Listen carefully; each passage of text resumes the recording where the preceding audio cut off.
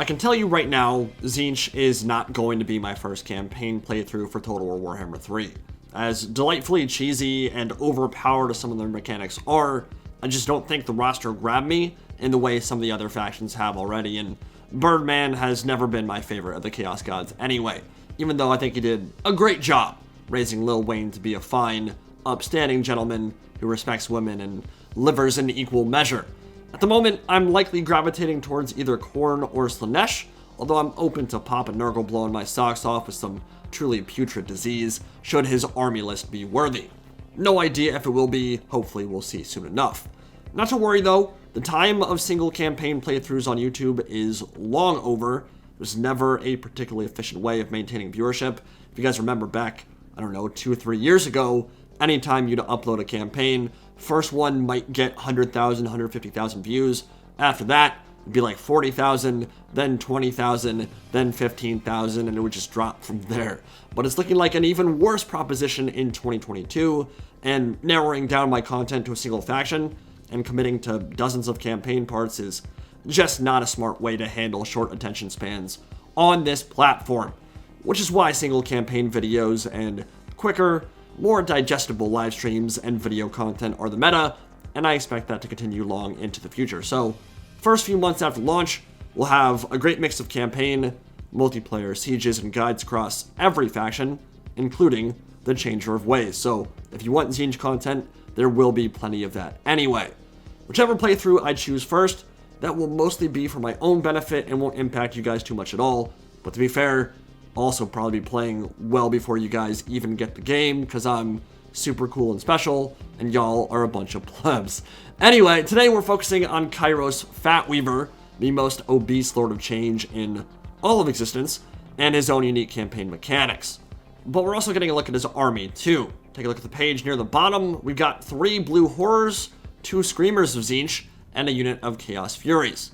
Literally one of the weakest starting armies I have ever seen in the history of mortal empires. It might be the actual weakest. Extremely squishy, extremely susceptible to magic attacks, and not much in the way of a front line at all. That of course comes with the caveat that your starting lord is one of the greatest spellcasters in existence, and doubles as a terror-causing monster as well. Not having much of a front line is kind of the point with Tzeentch, at least on launch day anyway. It's very clear the emphasis is on mobility, kiting, and magic damage output, rather than the tanky hordes of melee freaks we'll see from Nurgle or Khorne. You will notice though, the Kairos stat line is rather terrible in the top left, for Lord of Change anyway, but actually kind of terrible for any Legendary Lord.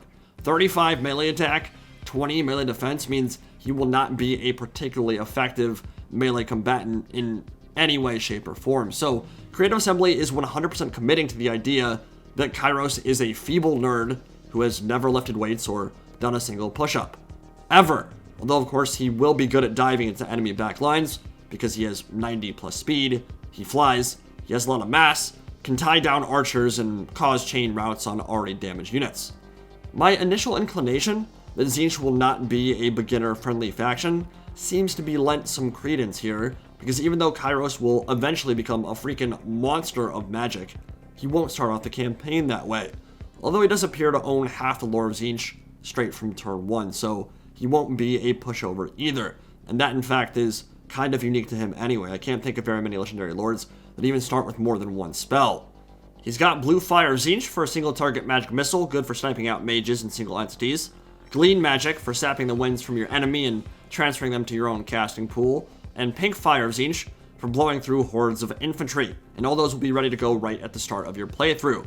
But the biggest deal for him, that makes him unique amongst all Chaos casters, is his ability to wield Fragments of the 8 Winds, which ties back into the history of Tzeentch and how, in his great battle against Khorne, he was hurled from the heavens and his knowledge of magic was shattered into the thousands of spells and incantations the mortal world knows of today.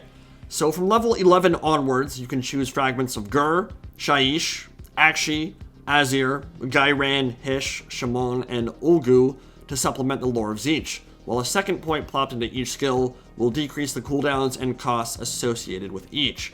You can exchange these in your arcane item slot at any time before any battle, which means you can tailor your magic towards whichever faction you're going to face off against next. Even tailor it depending on which army you're about to go up against, which sounds awesome. The one problem I have with it is that the 2 spells you gain from each lore will replace 2 spells from the lore of Tzeentch. So there's a trade-off there that I'm not sure should even exist. Personally, I think the greatest magic wielder in the setting, or at least one of them, shouldn't be confined to just 6 spells, and gaining them on top of all 6 spells in the lore of Tzeentch would make it a much more attractive proposition, rather than having to trade them for 2 of each. But regardless, Curse of Anrahir and Transformation of Kadon will replace Glean Magic and Infernal Gateway, but you'll have Wild Heart to increase your casting potential if you choose Lore of Beasts. For the Lore of Death, Fate of Buna and Purple Sun will replace Treason of Tzeentch and Tzeentch's Firestorm. For the Lore of Fire, Piercing Bolts of Burning and Flaming Sword of Ruin will replace Treason and Firestorm. For Heavens, swap Comet and Curse of the Midnight Wind for Treason and Firestorm again. For Lore of Life and Lore of Light, Regrowth and Shield of Thorns. And Barona's Time Warp and Net of Amantok will replace Treason and Firestorm. And for Metal and Shadow, Transmutation of Lead, Final Transmutation, Mind Razor, and Pendulum will replace Glean Magic and Infernal Gateway. Kind of hard to judge how useful or terrible each of these swaps will be without knowing exactly how good the spells in Lore of Tzeentch are, but that's kind of the problem I have with this mechanic.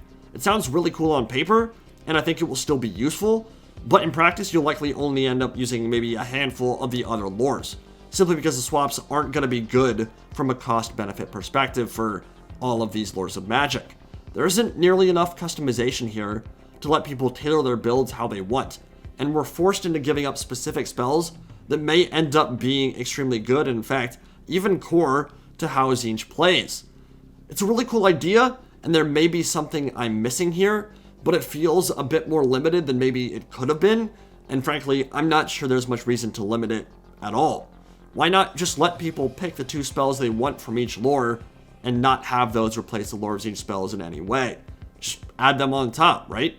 Give him 8 spells to wield instead of the traditional 6. I think that makes a lot of sense for the Oracle of Tzeentch and one of the premier spellcasters in the entirety of the setting. Don't get me wrong, it's a fluffy mechanic. It's kind of how the tabletop worked for Kairos, to an extent anyway. And there are certainly going to be plenty of useful applications here, like Regrowth for healing your single entity demons. Absolutely freaking mint there. Final Transmutation, Purple Sun, Net of Amantok to set up breath attacks and magic missiles and all your spells. There are definitely some very useful abilities here being swapped around, but you're going to end up skipping some of these lores entirely, I think. That's just because they don't have the spells you want, and that's a bit of a shame. On to the select screen, the Oracles of Tzeentch subfaction, led by our friend Kairos Fateweaver, can predict with 100% accuracy how long enemy reinforcements will take to reach the battlefield. His own armies will be able to reinforce 50% faster, and all of his heroes have plus 15% to their success chance base, which is a huge deal for a race that gains so much from building cults, corrupting provinces, and eliminating enemy witch hunters. So Tzeentch on the campaign map already gearing up to be an absolute force, and that point alone will make their iridescent horror and cultist characters quite devastating even before they ever touch a battlefield.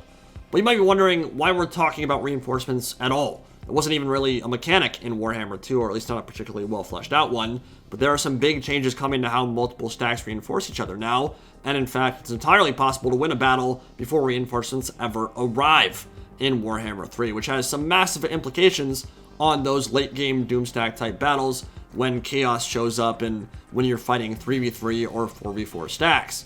It's a really nice change, and it means that fast moving factions that rely on blitzkrieg tactics can do what they do best in a practical scenario, carrying out legit lightning strikes in combat and not just on the campaign map itself. So unlike in the first 2 games of the trilogy, reinforcements and multiple stacks don't just show up immediately up to a unit cap of 40.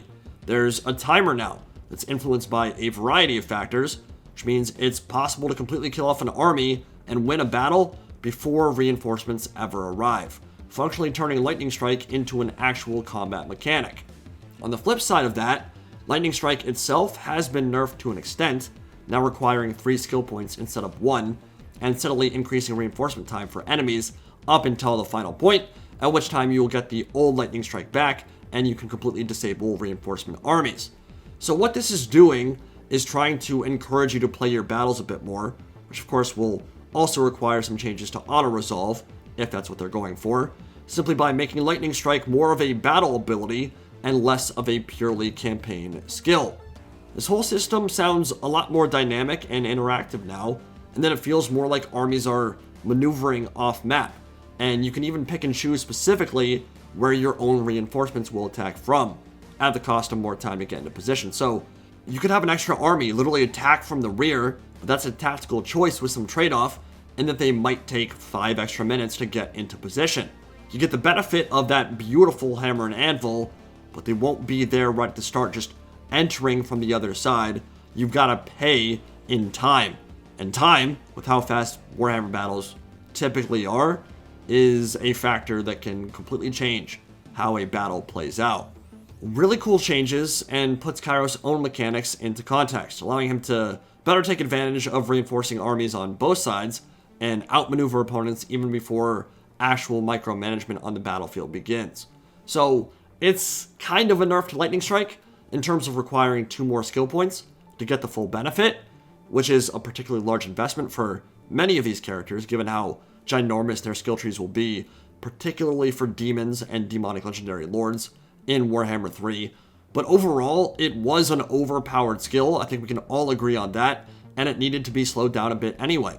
And every element of this and how it functions now just seems more logical and better designed. So hats off on that front. I really like the changes. I think they're more tactical. I think they're more interesting. They're not so much, oh, now I've got far enough to get Lightning Strike on my blue skill tree, and now immediately the entire campaign changes. Just the fact that they're pushing it back 2 whole levels is a big deal. It means you can't just spam it out right away, but then the other elements of it are really where the interest comes in. As for the start position itself, Kairos starts his campaign on the border of Cathay, which we kind of already figured, with a region capital under his control, and the Kazakh Chaos Tribe inhabiting 2 of the minor settlements nearby, and the Imperial Warden's Cathay subfaction in the final slot of the region, on the Great Bastion itself, while one of their roving armies is poised to strike you straight from turn 1. Apparently it's classed as a normal difficulty start position, but I imagine breaking through the Great Wall is not going to be easy early game. Establishing a foothold in Cathay, probably not going to be particularly quick, and your starting stack absolutely blows, which furthers those issues. So while you may not be under an immense amount of pressure yourself, Cathay will still roam out from the Great Bastion to attack you, and it may take a bit before you're powerful enough to bust through and strike at the squishy heartland of the Empire beyond. Hard to put it all into context without seeing the map yet, but hopefully that's information we'll have access to soon. I think when you combine all that info that we got in this particular blog with the standard Tzeentch mechanics that have already been revealed, will be playable with all their sub-factions, there's a ton of content there, and a much better blueprint to work on and expand from than we've had for past Day 1 factions, particularly in Warhammer 1, but I'd make that argument for some of the Warhammer 2 factions as well. Tzeentch mechanics, just starting out on Day 1, feel closer to the DLC mechanics we had for Warhammer 2, which were generally much better, so I think that's a really promising sign. You can say what you want about the marketing and some of the design decisions and rosters up to this point, but it does seem like CA is crafting some interesting campaign gameplay, which is obviously an extremely important facet of this trilogy, and for many will be the most important facet of the entire game. Marked improvement overall over much of the Day 1 content we saw in Game 1 and Game 2, even if there are still some things that could be further refined and improved going forward.